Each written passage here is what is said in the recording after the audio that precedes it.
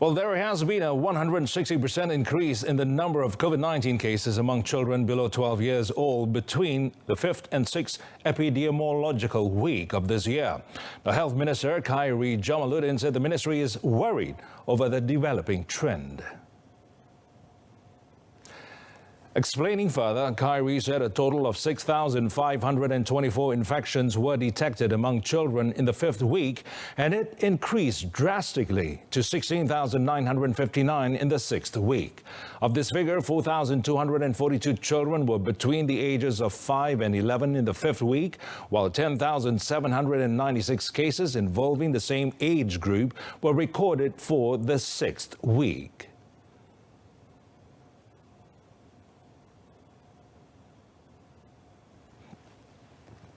Kita sedang melihat peningkatan dari segi kes kemasukan ke hospital di kalangan kanak-kanak. Bagi mereka yang baru lahir hingga 4 tahun, masih belum ada vaksin yang diluluskan di mana-mana negara.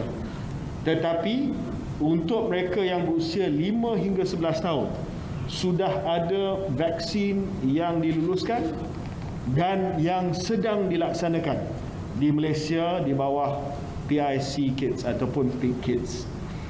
Setakat ini kita melihat bahawa penerimaan dia agak baik, tetapi masih lagi rendah.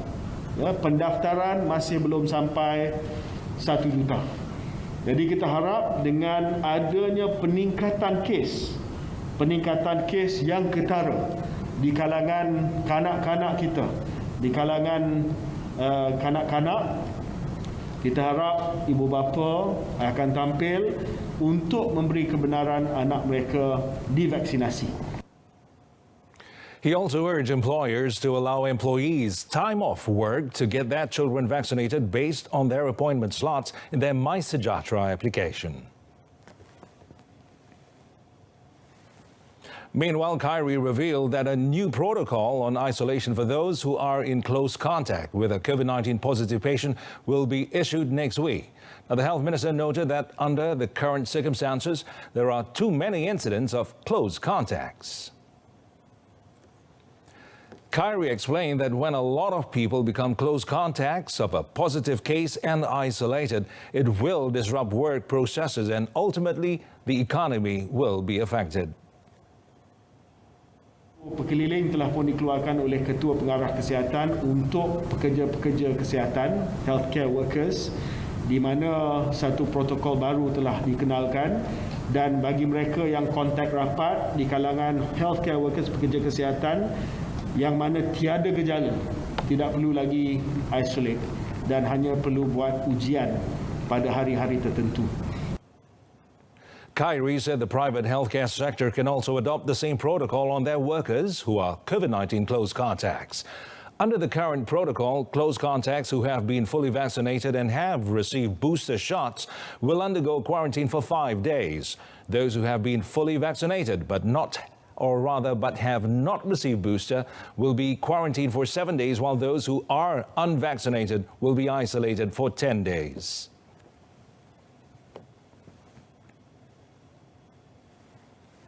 Despite the recent surge in COVID-19 cases, the amount of intensive care unit admissions was 80 to 90% lower compared to those recorded during the peak of last year's Delta outbreak in August. Khairi said the number of patients in categories 3 to 5 is also showing a decreasing trend. He noted that the positive development was contributed by the effectiveness of booster shots. Dos penggalak bukanlah jaminan untuk kita tidak dijangkiti COVID-19. Tetapi berdasarkan kepada data ini menunjukkan bahawa dos penggalak membantu mencegah gejala yang serius daripada penyakit COVID-19. Dan ini jelas menunjukkan bahawa majoriti 77.5% daripada kes kategori 3, 4 dan 5, kes yang paling serius pada 16 hari bulan adalah mereka yang tiada booster ataupun langsung tiada vaksin. Well, the shortage of COVID-19 antigen rapid test kits, or RTK, in the country is now over. This followed supply disruptions in certain locations recently after a surge of COVID-19 cases in the country, coupled with delivery delays from manufacturers in China over the Chinese New Year holidays. Well, speaking at a post-flood donation assistance program in Puchong, Deputy Minister of Domestic Trade and Consumer Affairs, Dato' Rosul Wahid, said currently there are some 18 million COVID-19 self-test kits of various brands available in the market. Masalah bekalan RTK di setengah tempat baru ini disebabkan oleh Chinese New Year yang kita akui, dan tiada pertambah stok, dan satu lagi kes Omicron ni melonjak dengan mendadak. Dan saya difahamkan cuma ada kedai-kedai murah saja yang kekurangan stok ni. Speak 99 dengan kekimat. Nah, jual murah, jual dalam bawah RM10 ataupun bawah harga-harga yang kita kontrol. Jadi menjadi tumpuan. Dari situ kurang. Tapi tempat lain di farmasi, kemudian di kedai-kedai biasa ada. Well, the Health Ministry is currently reviewing the proposal to reopen Malaysia's borders, according to Senior Minister Dato' Sri Muhammad Azmin Ali. Now, the International Trade and Industry Minister said the Health Ministry would be presenting its proposal to the Cabinet to determine a suitable day to reopen the border. Well, he said once the border is allowed to reopen, there must be a compliance with standard operating procedures, or SOPs, to continue as the current COVID-19 situation, where cases are still quite high, especially with the Omicron variant.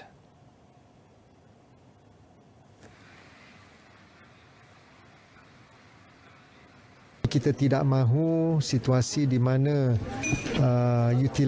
utilization ataupun penggunaan IC itu meningkat semula. Sekarang ini kemudahan dan juga penggunaan ICU itu rendah, dan kita mahu kekalkan trend tersebut selama-lamanya dan tidak membebankan sistem kesihatan awam kita. He added, however, the final decision is subject to the Health Ministry's proposal. Dato' Sri Muhammad Azmin said this to the media after attending a high tea with business industry players and small and medium enterprises in Skudai today. On 8 February, National Recovery Council Chairman Tan Sri Muhyiddin Yassin recommended that the country's borders be ready to fully reopen on 1st March to support the nation's recovery.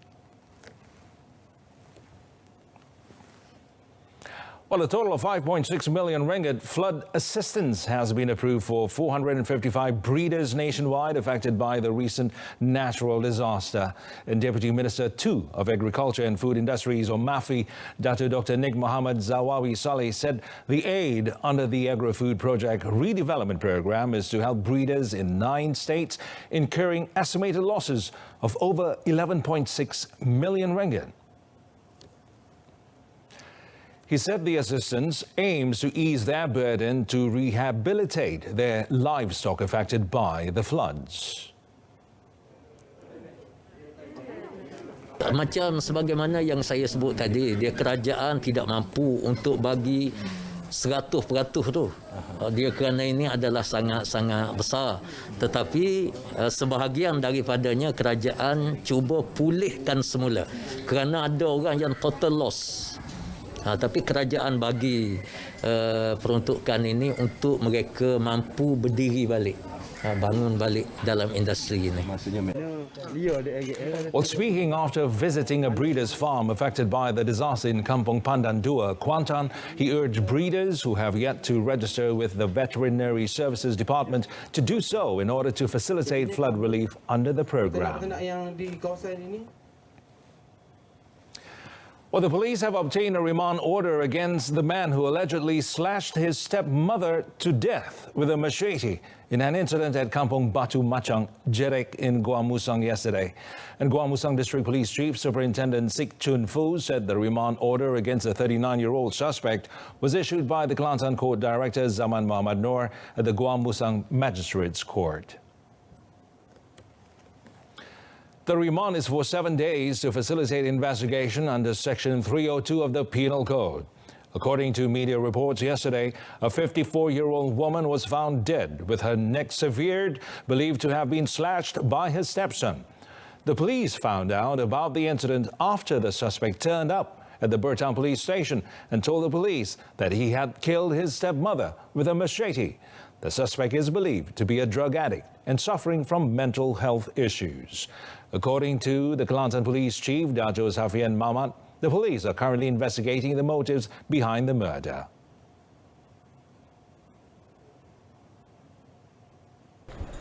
So selepas Riman pagi ni baru kita akan meneruskan siasatan dan saya rasa kes ni dah straightforward lah, anak beranak. Cuma kita nak tahu detail apa punca dia.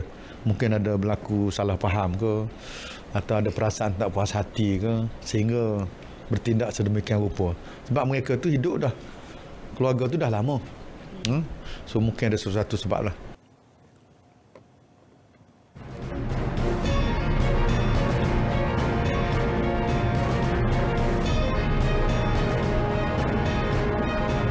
Coming up next, Langkawi International Travel Bubble extended.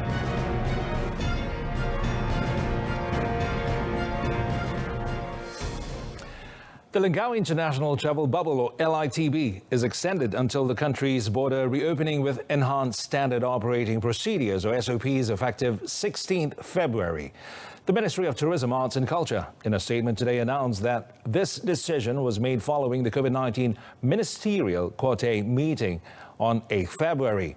And according to the ministry, the SOPs for the entry of foreign travellers into Malaysia via the LITB is in line with the decision reached and latest guideline issued by the Health Ministry that was gazetted on 16 February. The SOPs will be the benchmark or guidelines for the country's border reopening. They include allowing tourists who have received the booster shot to leave Langkawi Island on the 5th day if the COVID-19 real-time reverse transcriptase polymerase chain reaction, or RT-PCR, or RTK antigen test is negative on the 4th and 5th day, respectively. Children aged 12 years and below can also travel with their vaccinated parents without the need for proof of vaccination, while those aged below 2 years do not have to undergo COVID-19 screening. The ministry also announced that incoming flights through the Kuala Lumpur International Airport 2 for LITB are allowed starting 22nd February. The Kuala Lumpur International Airport, KLIA, has bagged the world's #1 spot in the Airport Service Quality, or ASQ, survey for the 4th quarter of 2021. Now, this placement is achieved alongside 9 other international airports in the same category of over 40 million passengers per annum that have all received a perfect score of 5.0 in the global survey. So in a statement, Malaysia Airports Holdings Berhad, or MAHB Managing Director Dato' Iskandar Mizal Mahmud, said KLIA had consistently achieved a perfect score of 5 for ASQ element of feeling safe and secure in 2021. He explained that the previous lull had enabled the company to implement many improvement initiatives, and the perfect ASQ score is a validation of the effort put in by the entire airport community. The ASQ results were recently made known by Airports Council International, which is responsible for the benchmarking of the world's best airports in terms of overall passenger satisfaction for terminal safety, facilities, services, and cleanliness. The KLIA's latest achievement provided passengers with added assurance on the airport's continuous commitment to improve airport experience despite rigorous travel standard operating procedures implemented to curb the COVID-19 pandemic. Well, a total of 8.3 billion ringgit has been issued under the Sustainable and Responsible Investment, or SRI, Sukuk framework since the Securities Commission Malaysia, or SC, introduced it in 2014. SC Chairman Dato' Syed Zaid Albar said the funds raised were used to finance various green, social and sustainable projects, including renewable energy, quality education and affordable housing. We believe there are more opportunities for the capital market to help build a more inclusive and sustainable nation, and the SC is firmly committed to this cause. Through the Third Capital Market Master Plan, or the CMP3, we aim to shape a stakeholder economy through two key growth pillars: sustainable and responsible investments, or SRI, and the Islamic capital market. Well, speaking at the Environmental, Social and Governance Corporate Summit on Driving Sustainability and Sustainable Transformation today, Dato' Zaid said the SA acknowledges that for a successful net zero transition, businesses will require significant financing to decarbonize. Towards this end, the SC is working to introduce market-based instruments to enable transition finance in Malaysia, thereby broadening financing options for companies at various stages of their sustainability journey. Malaysia's labour productivity, as measured by value added per employment, picked up in the fourth quarter last year by 1.7% after falling 5.6% the previous quarter. And Chief Statistician Dato' Sri Dr. Muhammad Uzair Mahirin said the positive growth was made possible as the production of goods and services rose faster than the employment growth rate. Well, in a release statement today, he said during the quarter, Malaysia's economy had also turned around to 3.6% after dropping 4.5% the previous quarter, while employment went up by 1.8% following the resumption of economic activities.